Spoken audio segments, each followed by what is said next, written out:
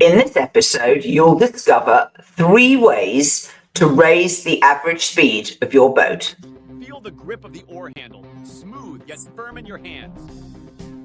Taste the salt of your own sweat and the occasional splash of water. It's all part of the journey. Welcome to another episode of Faster Masters Rowing Radio. Each week, our host, Masters rowing coach Rebecca Caro, dives deep into the world of Masters rowing. Whether you're on the water or in the gym, join us to become a faster master. Let's go rowing. Hello, everybody, and welcome back to the Faster Masters Rowing Podcast. I'm Rebecca Caro, and today we're tackling an interesting point that will help you in your training. Can you raise the average speed of your boat? We all know that boats speed up and slow down if you're steering, if you hit a bit of wake, if you have a bad stroke. All of these things affect your speed. But the average speed, obviously, is the net of how fast you accelerate the boat in the power phase and how much it slows down in the recovery phase.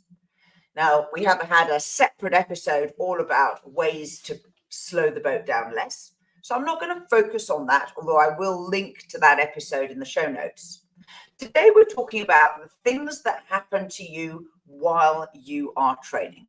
And the first thing to work on in raising your average boat speed is to row to the conditions. This means paying attention to what's happening with the wind, with waves, with how the water surface is.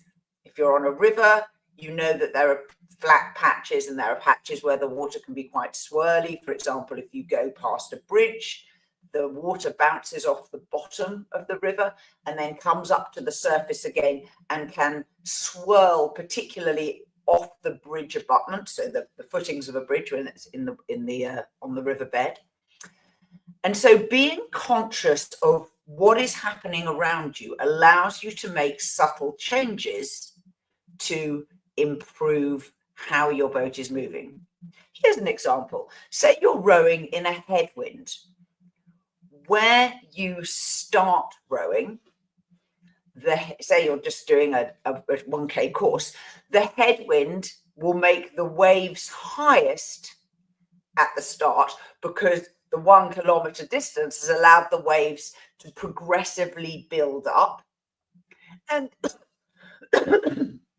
And as you get closer to the finish of your 1K, those waves will be lower. So as an example, you may know that with large waves, you can't rate high. You can't rate so high, particularly in a headwind, but you might find that your blade work is compromised by your ability to keep your oars above the top of the waves, to make sure that particularly if the waves are coming not square onto your boat as a direct head, but maybe as a cross head, that creates a little bit of instability.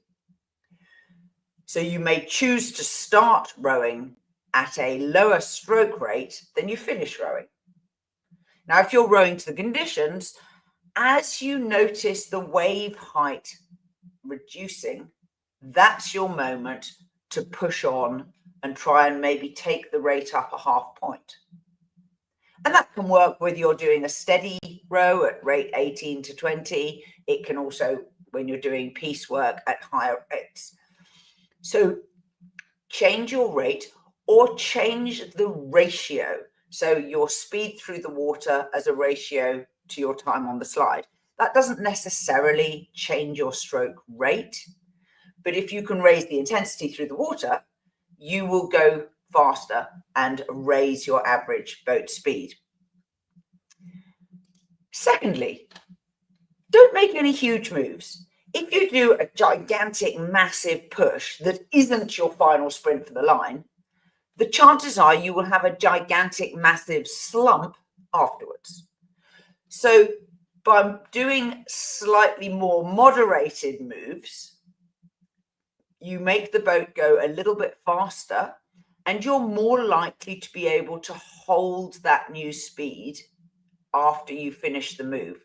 One of the things you will notice or will recall perhaps from your early years of rowing, you do a big push 10 and then the boat speed would really drop off, or the balance would drop off after you finished the 10. Now, that's not going to help your average boat speed. So try and make your moves a little more subtle, but also make them more sustainable. I had a coach who used to describe your energy as oranges. You've only got a certain number of oranges to squeeze this outing, this practice, this race. So if you squeeze them all early on, you won't have any oranges left later on. So that's about pace judgment, of course, and managing your own supplies of energy. So don't squeeze all your oranges in really big moves, because you'll find that you will compensate by conserving energy, and that will lower your average boat speed. And today we're talking about trying to raise our average boat speed. The last thing is to avoid rowing in dirty water. That's a phrase I use to mean disturbed water, water that has been, for example, the puddle of a crew that's in front of you. You know that you make a puddle in the water when your oar releases, but it takes time for that puddle to dissipate. When the water block is not a solid unit because it's been churned up by someone else's oar, it makes the water unstable. And that makes it hard for you to grip the oar into the water and to get a solid lock between the face of the oar and the water block.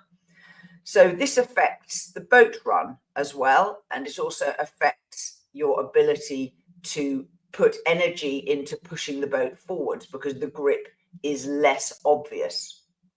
Now, if you are rowing around other crews who are in front of you, avoid rowing in their dirty water by putting their puddles under your riggers.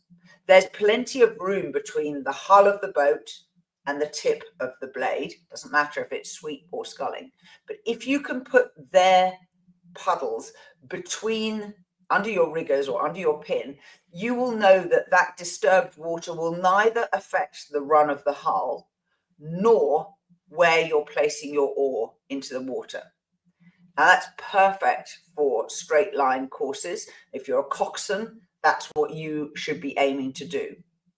One time where it's really hard to avoid rowing in dirty water is if you're in an 8 and you have an unconventional rig, so that you don't have alternating bow and stroke side, port and starboard down the boat. If you have two people on the same side, you may end up with bow seat, so number 1 seat, with their rigger on the same side as stroke seat.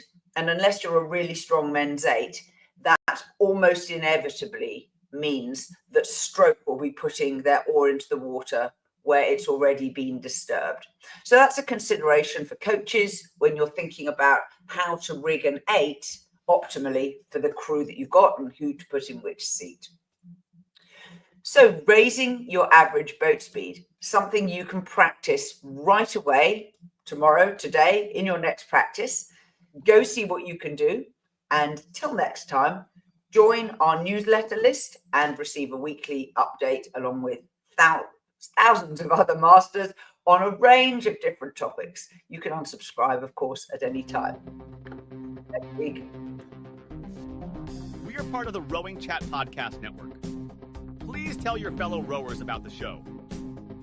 If you've learned just one helpful thing from today's episode, please consider supporting the show for as little as $1 per month by visiting fastermastersrowing.com/podcast.